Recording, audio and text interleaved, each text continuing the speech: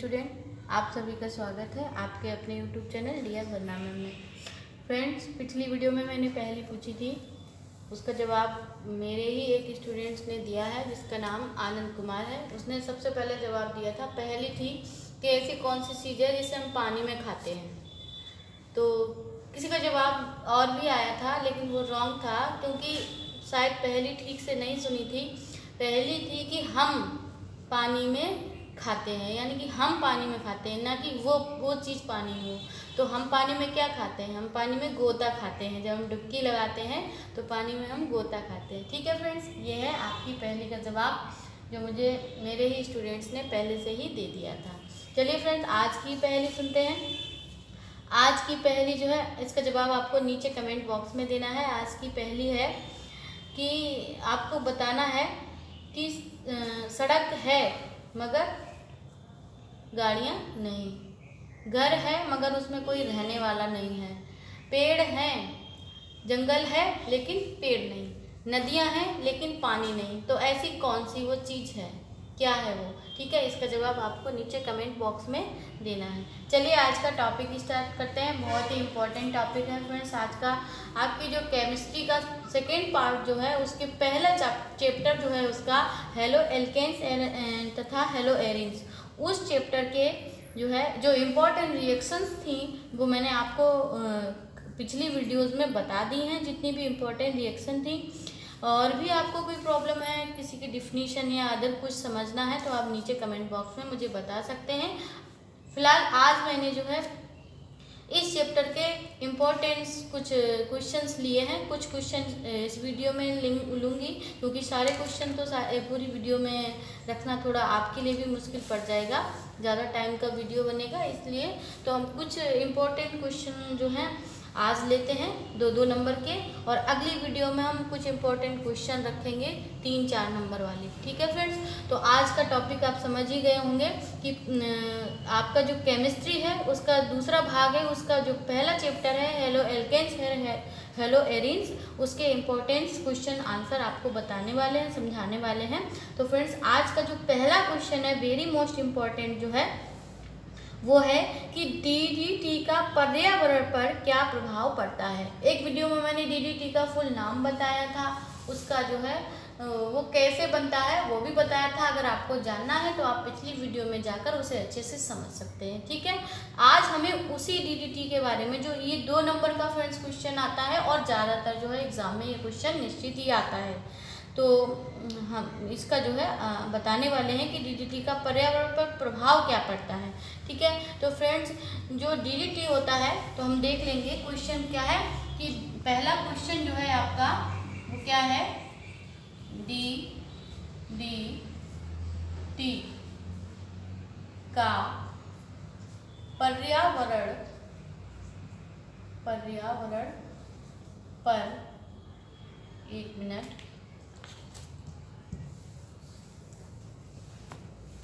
Question number 1, DDT का पर्यावरण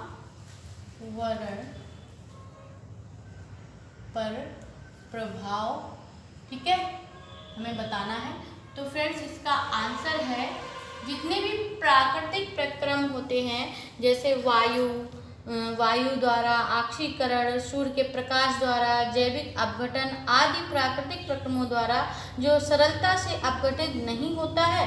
ठीक है, डीडीटी जो जाति श्रृंखला के विशिष्ट भागों में एकत्रित होती रहती है और हानि पहुंचाती रहती है, इसलिए इस पर प्रतिबंध लगाया गया है। यानी कि जो डीडीटी है ये हानि पहुंचाता है, तो इसीलिए इस डीडीटी के उपयोग पर प्रतिबंध लगाया जा चुका है। इसका मतलब साफ है दोस्तों कि जो डीडीटी है वो पर्यावरण पर बहुत ही ज़्यादा गलत प्रभाव डालता है। बस इतना ही काफ़ी है। अगर हमें सिर्फ समझना है तो इसका आंसर आप जो है अच्छे से लिख सकेंगे जब आप समझ लेंगे। आप अपनी लैंग्वेज में लिख सकते हैं, बुक की लैंग्वेज पे नहीं जाइएगा।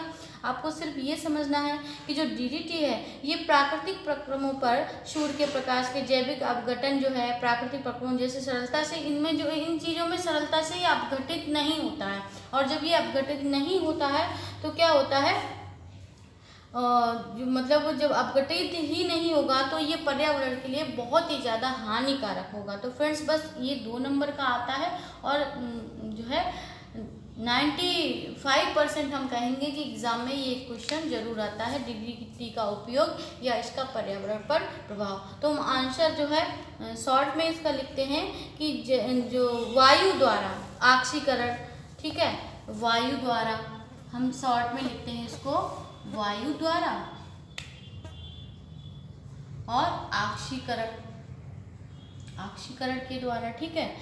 जो और क्या है दूसरा, एक और है सूर्य के प्रकाश, ठीक है, सूर्य के प्रकाश, जैविक अपघटन, जो जैविक अपघटन होते हैं, ठीक है फ्रेंड्स, जैविक अपघटन आदि जो है प्राकृतिक प्रक्रमों द्वारा ये सरलता से अपघटित नहीं होती है। क्या होती है? सरलता से अपघटित नहीं होती है। आदि प्राकृतिक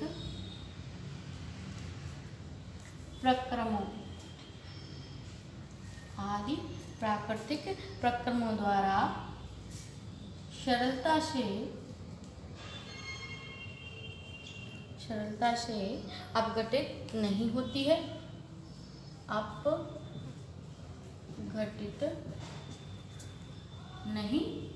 है, तो फ्रेंड्स जब सरलता से ये नहीं अपघटित होगी तो ये हमारे पर्यावरण के लिए तो जो है हानिकारक होगा। तो ये हम क्या बोलेंगे, यहाँ से सीधा हम लिख देंगे, इसलिए जो डीडीटी है आपका, डीडीटी का पर्यावरण पर प्रभाव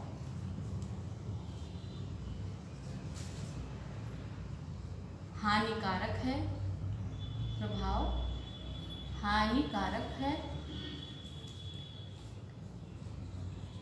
इस पर प्रतिबंध लगाया जा चुका है। फ्रेंड्स बस लगाया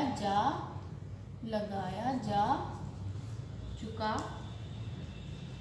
फ्रेंड्स राइटिंग पे नहीं जाइएगा, अगर हम राइटिंग बना के लिखेंगे तो आपका वीडियो बहुत ज़्यादा लंबा हो जाएगा, तो आपको सुनना है ध्यान से, ठीक है। लगाया जा चुका है, बस ये हो गया आपके क्वेश्चन का आंसर। और आपको अच्छे से शायद समझ में भी आ गया होगा कि जो डीडीटी है वो विभिन्न प्रकार के प्राकृतिक जो प्रक्रम होते हैं उनमें आसानी से अपघटित नहीं होता है, जिससे कि पर्यावरण पर बहुत गलत प्रभाव पड़ता है। इसलिए इस डीडीटी पर जो है हानिकारक प्रभाव होता है डीडीटी का, इसलिए इस पर प्रतिबंध भी लगाया जा चुका है, ठीक है फ्रेंड्स। चलिए नेक्स्ट क्वेश्चन देखते हैं। नेक्स्ट क्वेश्चन है आपका कि सैंडमायर जो अभिक्रिया का उपयोग जो है, क्या उपयोग है। जो सैंडमायर अभिक्रिया मैंने आपको पिछली वीडियो में बताई थी, एक सैंडमायर रिएक्शन बताई थी। अब उस रिएक्शन का उपयोग पूछ रहे हैं कि इस रिएक्शन का आखिर उपयोग क्या होता है, ठीक है। उसकी हमें रासायनिक अभिक्रिया देनी है। फ्रेंड्स ये क्वेश्चन भी जो है आपका जो है सेकेंड क्वेश्चन आप नोट कर लीजिएगा, वेरी मोस्ट इम्पॉर्टेंट क्वेश्चन है ये कि सैंडमायर जो रिएक्शन है उसका उपयोग क्या होता है, ठीक है फ्रेंड्स। तो हमें उसका उपयोग बताना है और उसकी जो है रिएक्शन भी देनी है। तो फ्रेंड पहले सुन लेते हैं कि जो सैंडमायर रिएक्शन है, क्वेश्चन नंबर 2 है आपका, सैंडमायर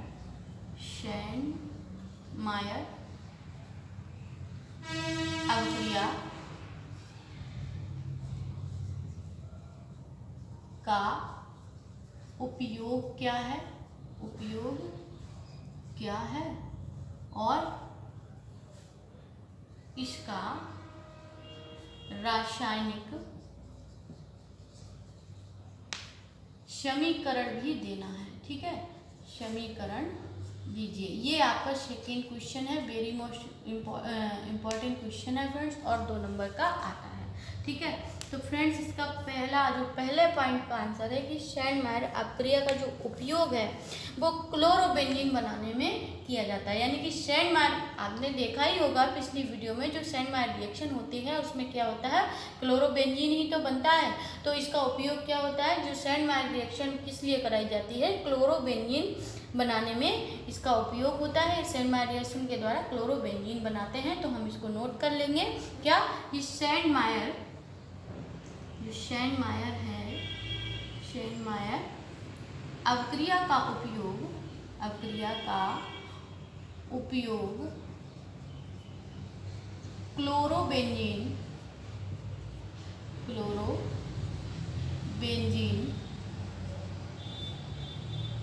बनाने में करते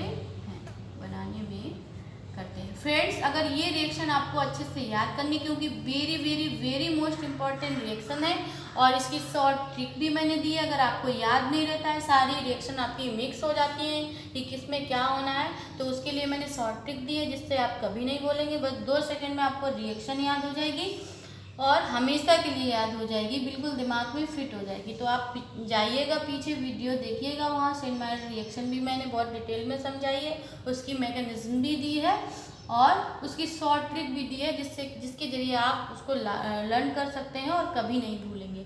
ठीक है फ्रेंड्स, चलिए अब इसका समीकरण देख लेते हैं। नेक्स्ट पॉइंट क्या कह रहा है, इसका समीकरण हमें जो देना है, तो हम इसका समीकरण देख लेते हैं। शेंडमायर रिएक्शन का समीकरण क्या होता है फ्रेंड्स, शेंडमायर रिएक्शन का समीकरण है डाईएज़ोनियम जो है ना, यानी कि C6 और H5 और N2 डाईएज़ोनियम क्लोराइड हो गया। ठीक है, कॉपर क्लोराइड क्यूप्रस क्लोराइड की उपस्थिति में हम इसकी क्या कराते हैं, रिएक्शन कराते हैं। तो CuCl2 हो गया।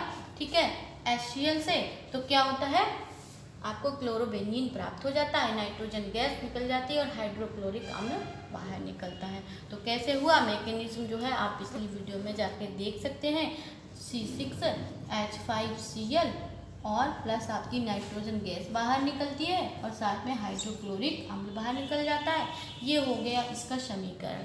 ठीक है फ्रेंड्स, इतना याद रखना कि इसका जो शेंडमायर रिएक्शन है, इसका मेन पॉइंट है क्यूप्रस क्लोराइड की प्रेजेंटेशन। अगर इसकी प्रेजेंटेशन नहीं है तो ये रिएक्शन कंप्लीट नहीं होगा। ठीक है, तो हमें ये ध्यान में रखना है कि डाईएज़ोनियम क्लोराइड की जो रिएक्शन है हमने किससे करानी है, HCl से करानी है, क्यूप्रस क्लोराइड की उपस्थिति में, जिससे हमें क्लोरोबेंजीन प्राप्त होगा और नाइट्रोजन गैस बाहर निकलेगी और हाइड्रोक्लोरिक अम्ल बाहर निकलेगा। ठीक है फ्रेंड, ये जो है आपका सेकेंड क्वेश्चन आपका कंप्लीट होता है कि शेंडमायर अपक्रिया का उपयोग क्या है फ्रेंड्स, क्लोरोबेंजीन बनाया जाता है, इससे प्राप्त किया जाता है, और इसका समीकरण भी मैंने आपको दे दिया है। नेक्स्ट क्वेश्चन देखते हैं, नंबर 2 नंबर का नेक्स्ट क्वेश्चन क्या है।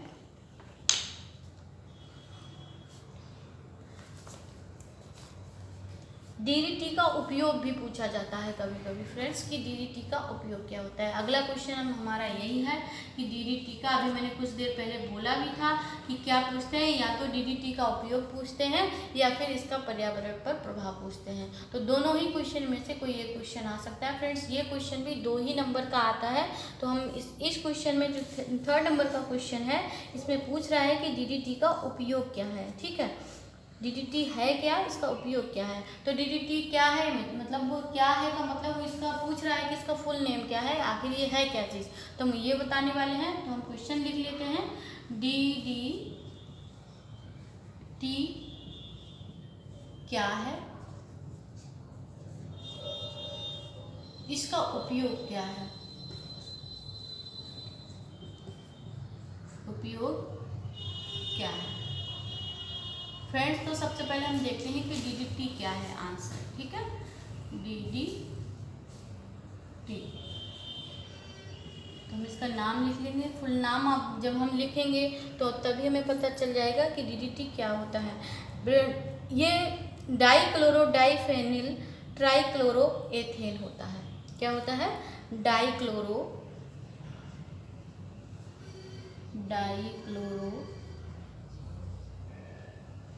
डाईफेनिल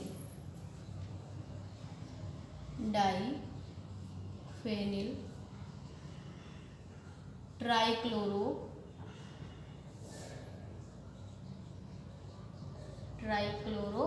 एथेन होता है।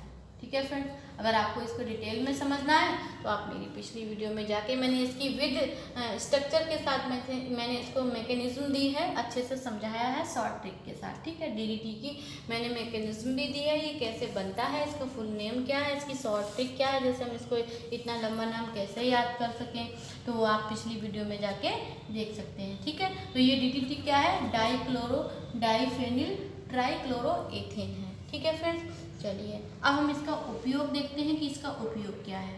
फ्रेंड्स, इसका उपयोग जो है वो एक कीटनाशक के रूप में होता है, बस और कुछ नहीं। इसका उपयोग जो है,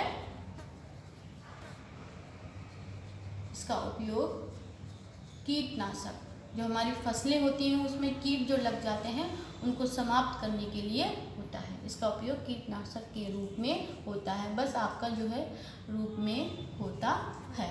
ये क्वेश्चन भी आपका क्लियर हो गया। ठीक है फ्रेंड्स, यानी कि 3 क्वेश्चन आपके क्लियर हो गए। चलिए नेक्स्ट क्वेश्चन देखते हैं। अगला क्वेश्चन क्या है आपका फ्रेंड्स, अगला क्वेश्चन है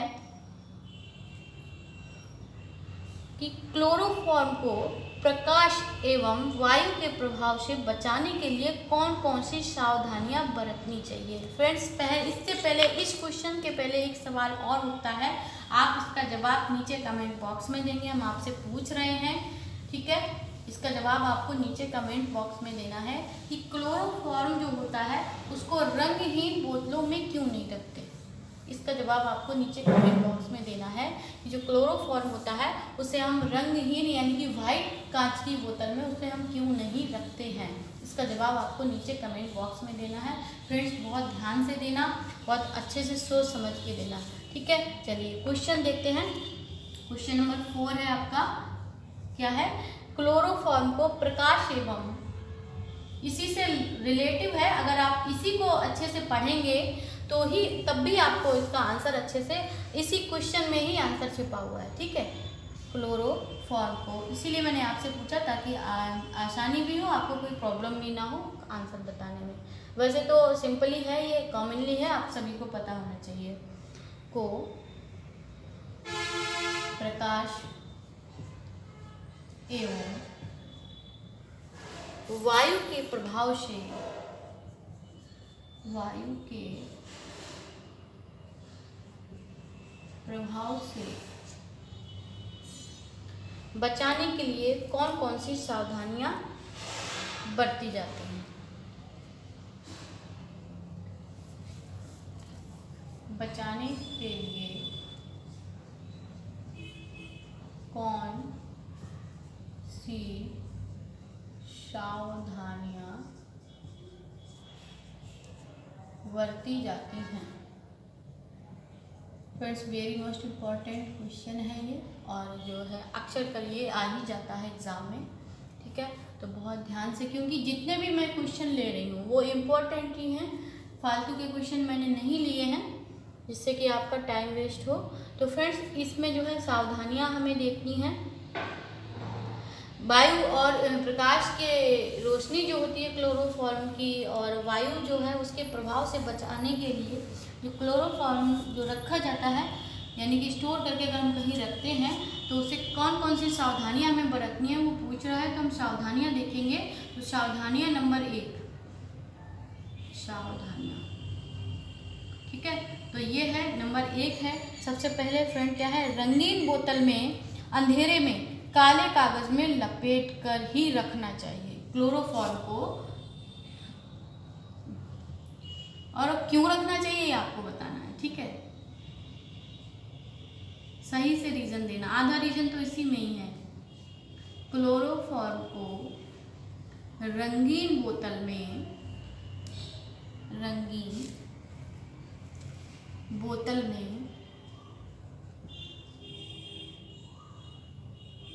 काले कागज में लपेटकर, काले कागज में लपेटकर रखना चाहिए। ठीक है, फ्रेंड्स, पहला पॉइंट हो गया आपका। ठीक है, अच्छा, सेकेंड पॉइंट है आपका, मुंह तक भर डार्ट लगाकर बंद कर रखना चाहिए।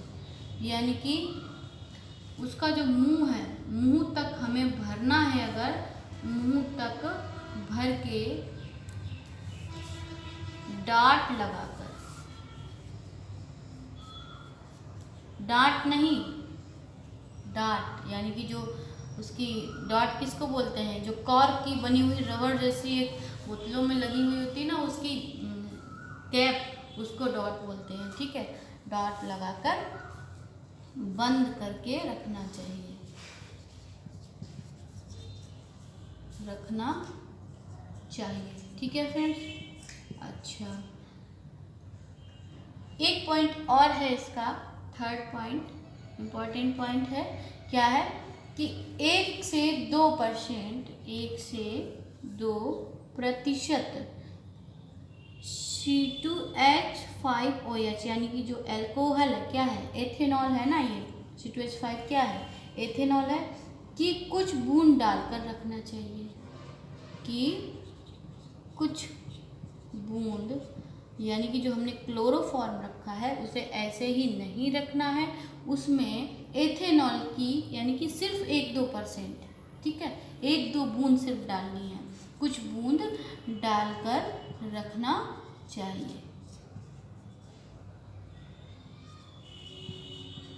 अब फ्रेंड्स ये क्यों रखना चाहिए, मैंने रीजन तो बता दिए, सारे तीनों रीजन बता दिए आपको कि क्या है, कि क्यों प्रकाश से और वायु से क्यों बचाना है। यही तो आपसे पूछा है कि क्लोरोफॉर्म की जो होता है उसे रंगहीन बोतल में हम क्यों नहीं रखते हैं, क्योंकि ये प्रकाश और वायु से हमें बचाना होता है इसके प्रभाव से। लेकिन क्यों बचाना होता है, इसका जवाब आपको नीचे कमेंट बॉक्स में देना है, ध्यान रखना, इसका जवाब आपको नीचे कमेंट बॉक्स में देना। अगर नहीं पता है तो आप नो लिख दीजिएगा, हम अगली वीडियो में इसका आंसर, इन तीनों पॉइंट का आंसर आपको बताएंगे कि प्रकाश और वायु से इसे क्यों बचाया जाता है।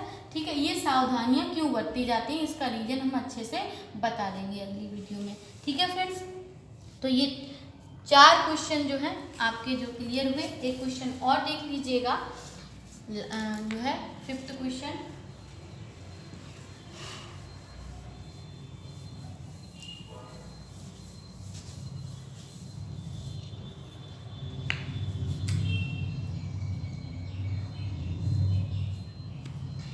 क्वेश्चन है कि क्लोरोब्यूटेन से एल्कोहली पोटास अपक्रिया करके क्या देता है। क्वेश्चन नंबर जो 5 है वो है, क्या है कि क्लोरोब्यूटेन से, किससे, क्लोरोब्यूटेन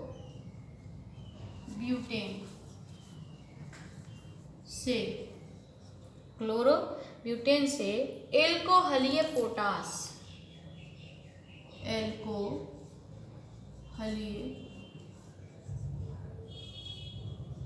पोटाश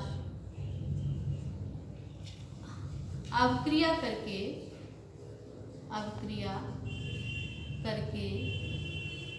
क्या देता है। रिएक्शन पूछ रहा है फ्रेंड्स, लेकिन ये वाला क्वेश्चन जो है आपका 1 नंबर का आता है, तो आपको सिर्फ उस उत्पाद का नाम लिखना है। ये वाला क्वेश्चन जो है फ्रेंड्स 1 नंबर का आता है। इस टाइप के क्वेश्चन अगर आपके आते हैं एग्जाम में, तो वो बाकी जो मैंने 4 बताए वो सारे 2-2 नंबर के थे। अगर इस टाइप का कोई क्वेश्चन आता है कि यह अपक्रिया करके क्या देता है, यानी कि वो सिर्फ क्या पूछ रहा है, उत्पाद का नाम पूछ रहा है कि क्लोरोब्यूटेन से, अगर आपको जानना है कि क्या देता है विद मैकेनिज्म, तो आप पिछली वीडियो में जाइएगा, आपको अच्छे से समझ आ जाएगा, क्योंकि मैंने शॉर्ट ट्रिक के साथ विद मैकेनिज्म और विद स्ट्रक्चर के साथ मैंने ये सारी चीज़ों को समझाया है। ठीक है फ्रेंड्स, तो यहाँ पर आंसर सिर्फ आपको उत्पाद देना है कि क्लोरोब्यूटेन से एल्कोहली जो पोटास है वो अपक्रिया करके क्या देता है। तो फ्रेंड्स वो देता है आपका ब्यूटीन 1। ये आपका आंसर हो गया। ओके फ्रेंड्स, आशा करते हैं आपको वीडियो बहुत अच्छा लगा होगा। God bless you, take care, bye.